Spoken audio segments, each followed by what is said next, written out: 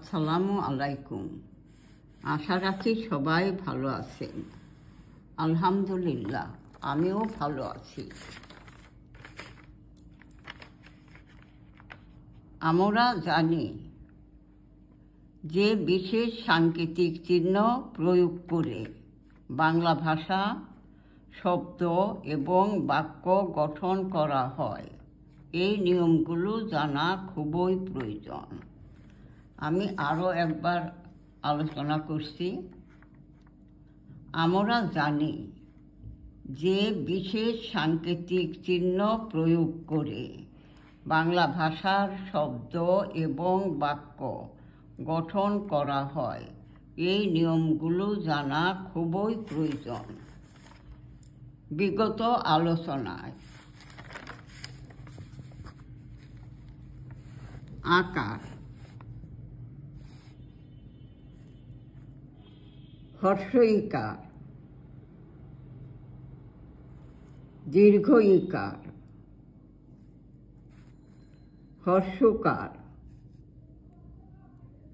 দীর্ঘ ওকার,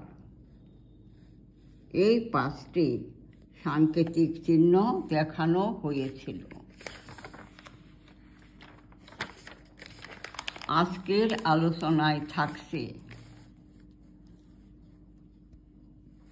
হর্ষরিকার, একার,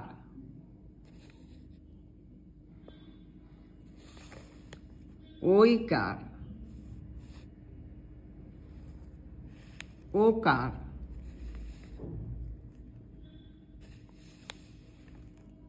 ওকার। আমি আরও একবার পাঠ করছি।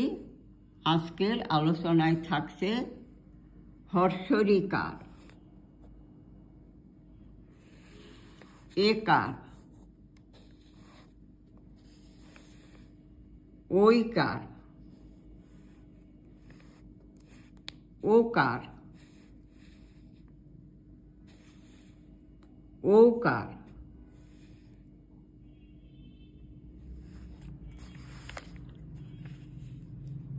আজ এই 5টি সাংকেতিক চিহ্ন আলোচনা করা হলো। মনে রাখতে হবে, এই সাংকেতিক চিহ্নগুলো মাতৃভাষা বাংলা শুদ্ধরূপে প্রয়োগ করার মূল চাবিকাঠি। আমি আরও একবার বলছি, মনে রাখতে হবে এই 5টি সাংকেতিক চিহ্নগুলো মাতৃভাষা বাংলা শুদ্ধরূপে প্রয়োগ করার মূল চাবিকাঠি। এ কারণে আমাদের প্রত্যেককে জেনে রাখা খুব প্রয়োজন।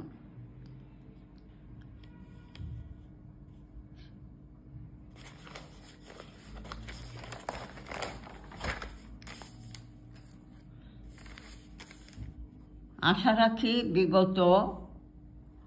বিগত 5টি সাংকেতিক চিহ্ন সবার আয়ত্তে এসেছে। নতুন চিহ্নগুলো আয়ত্ত করতে পারলে বাংলা ভাষার শিক্ষালাভ খুবই সহজসাধ্য হবে।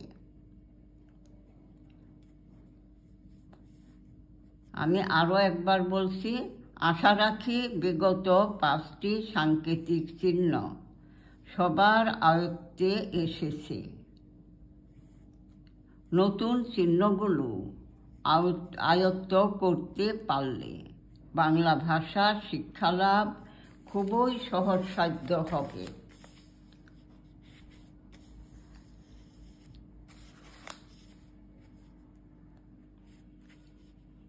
আজ এ পর্যন্ত। ইনশাল্লাহ আবার নিয়ে আসব নতুন অংশ। ভালো থাকার শুভকামনায়। আল্লাহ হাফেজ।